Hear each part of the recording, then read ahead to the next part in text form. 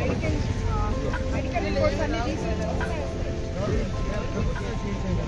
పర్వాలా అది special టీమ్స్లో chances వాటికి ఇస్తున్నారు కానీ డిఎంఎండ్హెచ్ఓ మేడం సుజాత గారిని సచివాలయం స్టాఫ్ వెల్ఫేర్ డిపార్ట్మెంట్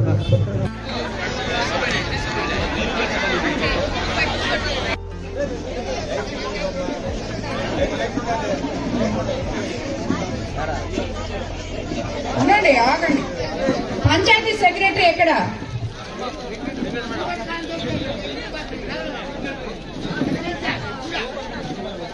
మిషన్లతో ఇసుక తోలకూడదు, అది నిర్వీర్యం.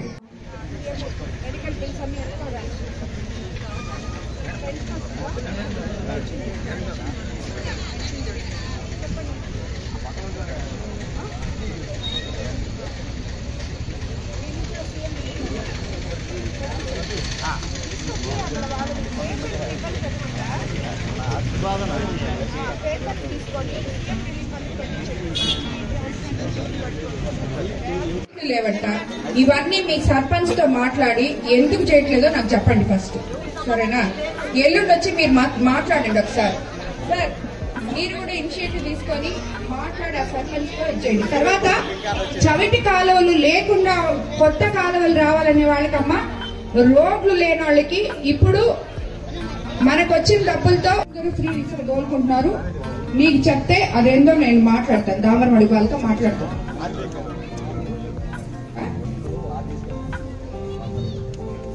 అవన్నీ కూడా జాయింట్ కలెక్టర్ తో నిన్న రైతుల సమస్యల గురించి నేను మాట్లాడాను. తప్పకుండా అనేది నిర్మూలించున్నాం. ఎక్కడ కూడా ఒక్క ట్రక్ కూడా లోపలికి రాకూడదు. సిఐ గాని ఎంఆర్ఓ గారికి గాని అది ఇటువంటి కంప్లైంట్ అన్న మీరు ఎక్కడ వస్తుందో సిఐ గారు, ఎస్ఐ గారు చూడండి, ఈయన ఎక్కడో ఇది చికెన్ వేస్ట్ వస్తుంది అంటున్నారు. ఇమీడియట్ గా ఈ రోజు చూసి ఎక్కడొస్తుందో ఆయన తీసుకుపోయి దాన్ని క్లియర్ చేయండి.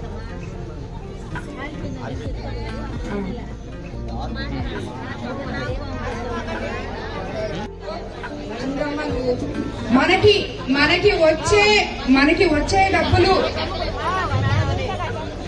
మనకి ఇప్పుడు 10 లక్షలు వచ్చింది అనుకోండి, ఒక పక్క రోడ్ వేసుకున్నాం. మన ఊరికి మళ్ళీ 3 నెలల్లో మళ్ళీ ఇంకో 10 లక్షలు వస్తుంది. అది ఎక్కడ రోడ్ లేదో అక్కడ వేస్తాం. చవిటి కాలాలకి ఎన్ఆర్జీఎస్ ఫండ్స్ వస్తాయమ్మా. ఇప్పుడు పోయిన 5 సంవత్సరాలు రాలేదు కదా, ఇప్పుడు 9 నెలలే అయింది. ఇప్పుడు వస్తున్నాయి డబ్బులు. వచ్చినప్పుడు ఒకటొకటి మనం వేసుకుంటా పోతాం. ఇప్పుడు వీళ్ళు రోడ్డు అడిగారు, సౌటి కాలంలో నీళ్లు పోవట్లేదని అడుగుతున్నారు. ఆల్రెడీ సౌటి కాలంలో ఉన్నాయి వాళ్ళకి, కానీ ఆ నీళ్లు సరిగా పోవట్లేదంట.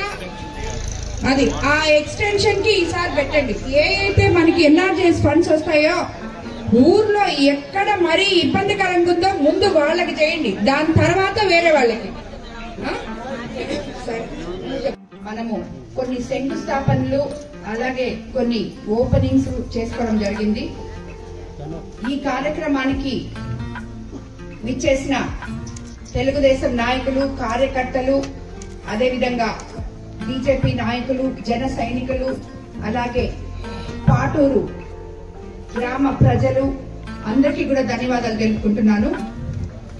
అన్నిటికన్నా ముందుగా ఎలక్షన్స్ అయిన తర్వాత అత్యధిక భారీ మెజారిటీతో నన్ను గెలిపించిన దాంట్లో ఈ పాటూరు ప్రజల స్థానం ఎంతో గొప్పది. మీరందరికీ కూడా నేను రుణపడి ఉంటానని చెప్పి అందరికీ తెలియజేసుకుంటున్నాను.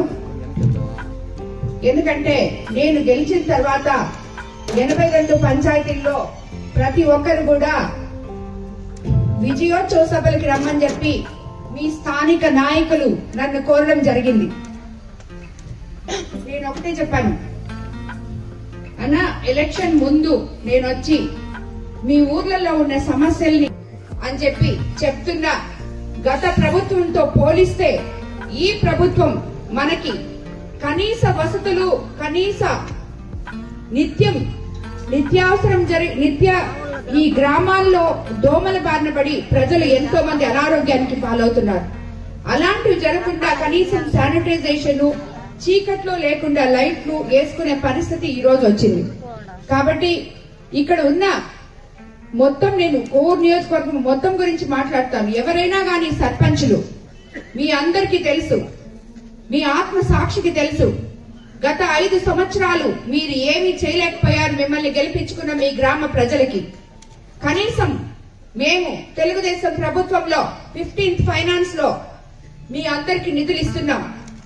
మీరు రోజువారీ పనులు ప్రజలకి అడ్డం చెప్పకుండా వాళ్ళ అవసరాలు తీర్చాలని చెప్పి పార్టీలకు అతీతంగా గ్రామాల్లో సర్పంచులు పనిచేయాలని చెప్పి అందుకు సహకరించిన సర్పంచులతో ఎంపీడీఓలు, అదేవిధంగా పంచాయతీ సెక్రటరీస్ ప్రజలకి న్యాయం చేయాలని మిమ్మల్ని అందరినీ కూడా నేను కోరుకుంటున్నాను. ఈ రోజు మనం ఈ పాటూరు గ్రామంలో ఆల్మోస్ట్ ఇక్కడ 5 లక్షల వ్యయంతో చేసే ఒక సీసీ రోడ్డు, పాటూరులోని 3,50,000తో నిర్మాణం పూర్తి చేసుకున్న మరో సీసీ రోడ్డు ప్రారంభోత్సవాలు చేసుకుంటున్నాం. అదేవిధంగా 12 లక్షలతో కామాక్షి కాలనీ నుంచి శ్మశానం వరకు మరో రోడ్డు కూడా శంకుస్థాపన చేసుకోవడం జరిగింది. సో అదేవిధంగా గత ప్రభుత్వంలో ఆపివేసిన 23,94,000 వెచ్చించి నిర్మించిన రైతు సేవా కేంద్రం ఈ రోజు ఓపెన్ చేసుకోవడం జరిగింది. అదేవిధంగా హెల్త్ క్లినిక్ కూడా గత ప్రభుత్వంలో ఆగిపోయింటే దాన్ని కంప్లీట్ చేసి ఇంకా కూడా కంప్లీట్ చేయాలి. దానికి నిధులు సమకూర్చి దాన్ని కంప్లీట్ చేయాలని అధికారులను నేను కోరుకుంటున్నాను. సో ఇవన్నీ కూడా ఈ రోజు ప్రారంభోత్సవాలు చేసుకోవడం జరుగుతుంది.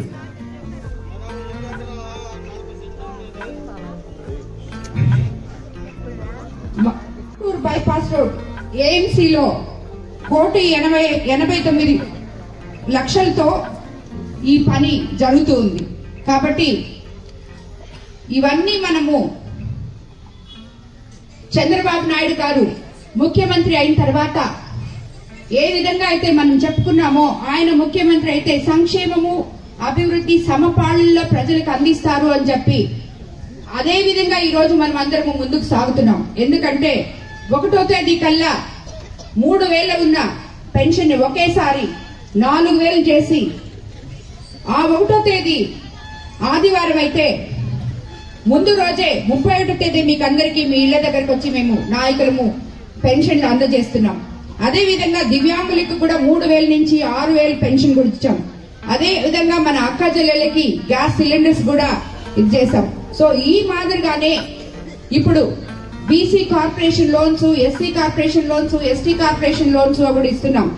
అనేక మందికి ఫ్యాక్టరీ షెడ్స్ కూడా ఇవ్వడం జరిగింది.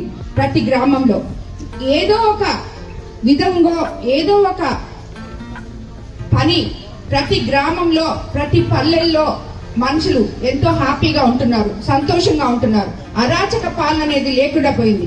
కాబట్టి ఇదన్నిటికీ మనకి కల్పించిన నేను స్థానిక నాయకులకు కూడా ఒకటే చెప్తున్నాను, నాయకులు అధికారులు సమన్వయపరుచుకొని ఏ గ్రామంలో అయితే మేము నాయకులమని మీరు చెప్పుకుంటున్నారో ఆ గ్రామంలో ప్రతి హామ్లెట్స్ లో ప్రతి మనిషికి వాళ్ళకి ఎటువంటి అవసరాలు ఉన్నాయో మీరు కనుక్కోండి. పెన్షన్లుగా ఉంటే సచివాలయంలో ఎన్రోల్ చేయించండి. అదేవిధంగా ఇళ్ల స్థలాలుగా ఉంటే సచివాలయంలో ఎన్రోల్ చేయించండి. అదేవిధంగా వాళ్ళకి ఎటువంటి హెల్త్ సపోర్ట్ కావాల్సి ఉన్నా సీఎం రిలీఫ్ ఫండ్స్ కోసం నా దగ్గరికి రాండి.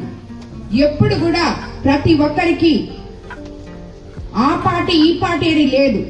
ప్రతి ఒక్కరికి ప్రతి గ్రామాల్లో ఎమ్మెల్యే ఎప్పుడు అందుబాటులో ఉంటుందని చెప్పి మీకు అందరికీ కూడా నేను తెలియజేసుకుంటున్నాను. మీ అందరి సమస్యలు తీర్చడానికే నేను మీ ముందుకు వచ్చాను.